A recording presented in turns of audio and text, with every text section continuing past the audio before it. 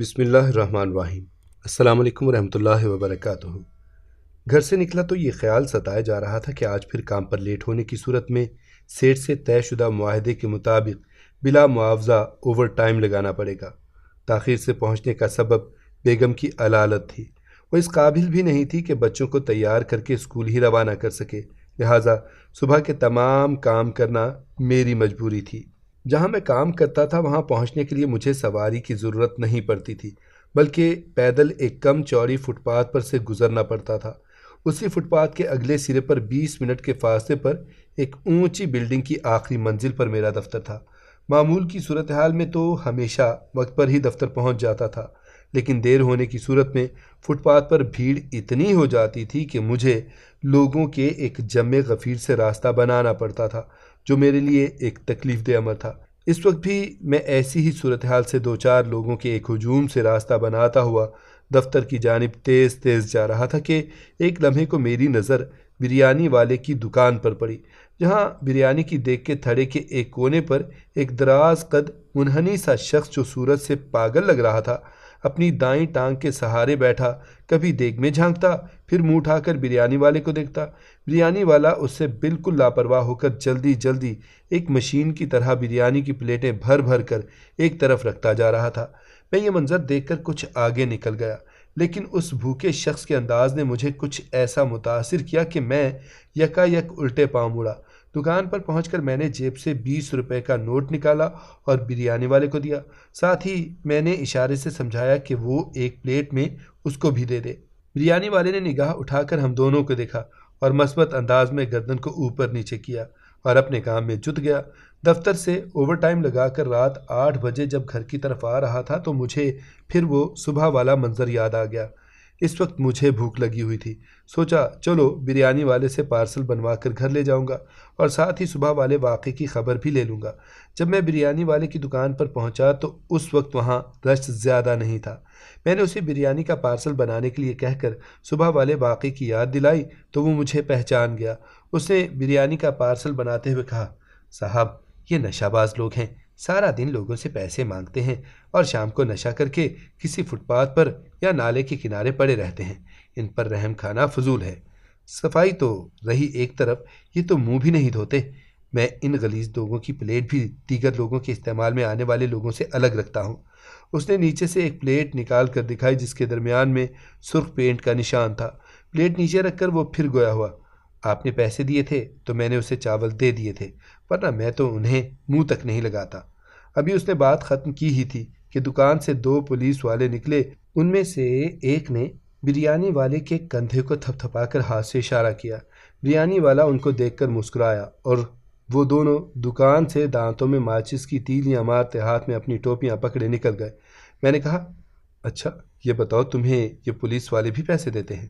اس نے جواب دیا، کہاں صاحب، یہ بادشاہ لوگ ہیں، مرضی آئی تو دے دیتے ہیں، بس گزارا چلتا رہتا ہے، انہی کی مہربانی سے تو یہ ٹھیکہ قائم ہے۔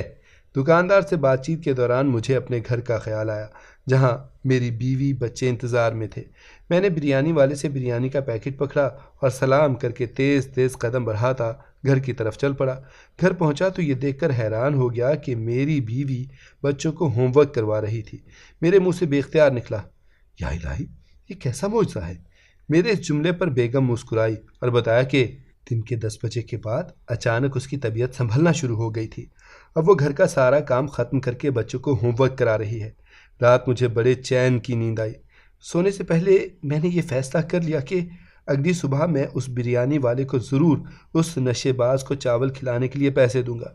میرے دل میں یہی خیال تھا کہ اگرچہ دکاندار کے کہنے کے مطابق وہ ایک نشہ باز تھا، لیکن تھا تو بھوکا اور ضرورت مند، شاید اس کو کھانا کھلانا ہی نیکی تھی، جس کے بدلے میں قدرت نے مجھے یہ خوشی دکھائی۔ دوسری صبح میں ٹھیک 7 بجے گھر سے نکلا۔ جب بریانی والے کی دکان پر پہنچا تو وہ دکان پر کام کرنے والے چھوٹے کو کچھ ہدایات دے رہا تھا۔ میں نے اسے سلام کیا اور 20 روپے دے کر تاکید کی کہ آج بھی میری طرف سے اس نشے باز کو چاول کھلا دے۔ بریانی والے نے مجھے پھر کچھ ہدایات دینی شروع کی، لیکن میں انسنی کر کے چل دیا۔ راستے میں مٹھائی کی دکان سے مٹھائی لے کر دفتر پہنچا۔ تمام سٹاف کو بیگم کی صحت یابی پر مٹھائی کھلائی، سب نے مجھے مبارکباد دی اور میں خوشی خوشی کام میں مصروف ہو گیا۔ میں کام میں مصروف تھا کہ اچانک ایک زوردار دھماکہ ہوا۔ دھماکہ اتنا زوردار تھا کہ ایک لمحے میں میں خود لرز کر رہ گیا۔ مجھے لگا کہ پوری عمارت زلزلے کے جھٹکے کی مانند ہل گئی ہے۔ اس وقت میں نے کچھ دیر کے لیے خود کو سنبھالا اور پھر اوپر کی کھڑکی سے نیچے جھانک کر دیکھا۔ فٹ پاتھ اور سڑک کے دونوں جانب لوگ سراسیمگی کے عالم میں ادھر ادھر بھاگ رہے تھے۔ دکاندار اپنی دکانیں بند کر رہے تھے۔ میں خود گھبرایا ہوا نیچے اتر آیا۔ پتہ چلا کہ بریانی والے کی دکان میں اس وقت خودکش دھماکہ ہوا ہے جب وہاں کچھ پولیس والے چاول کھا رہے تھے۔ لوگوں کی زبان پر یہی تھا کہ بریانی والے سمیت دکان کے اندر تمام کھانے والوں کے پرخچے اڑ گئے تھے، جبکہ کئی راہگیر بھی اس خودکش حملے میں ہلاک اور زخمی ہو گئے تھے۔ یہ ہمارے علاقے کے لیے ایک دردناک سانحہ تھا، لہٰذا سب نے اپنا اپنا کام بند کر دیا۔ پولیس والوں نے تمام علاقوں کی ناکہ بندی کر دی۔ باقی لوگوں کی طرح میں بھی پولیس والوں کو اپنی شناخت کروا کر متبادل راستے سے گھر پہنچ گیا۔ وہ رات پورے علاقے کے رہنے والوں کے لیے بڑی کربناک تھی۔ مجھے تمام رات نیند نہیں آئی۔ میں بار بار بریانی والے سے اپنی تازہ ملاقاتوں اور اس نشے باز کے بارے میں سوچتا رہا۔ اگلی صبح میں کام پر نکلا تو بریانی والے کی دکان سے چند دکانیں پہلے ایک دکان والے سے کل والے سانحے کی صورتحال معلوم کی اور یہ بھی پوچھا کہ ان ہلاک ہونے والوں میں کوئی نشہ باز بھی شامل تھا۔ تو اس نے بتایا، جی، وہ بریانی والے سے بریانی کی پلیٹ لے کر ابھی اس کی دکان سے کچھ فاصلے پر بیٹھا ہی تھا کہ دھماکہ ہو گیا۔ اس بیچاری کی تو دھماکے کی آواز سے ہی جان نکل گئی تھی۔ اسے کوئی زخم وغیرہ نہیں آیا تھا۔ پھر وہ دکان کے اندر گیا اور ایک خالی پلیٹ لے کر آیا جس پر وہی سرخ رنگ کا نشان تھا جو بریانی والے نے مجھے یہ کہہ کر دکھائی تھی کہ میں ان غلیظ لوگوں کی پلیٹ بھی دیگر لوگوں کے استعمال میں آنے والے برتنوں سے الگ رکھتا ہوں۔ میں سوچ رہا تھا کہ اس فانی دنیا کا وہ غلیظ اور بھوکا مسافر دیگر لوگوں کے ساتھ ہی اس دنیا سے رخصت ہو گیا تھا۔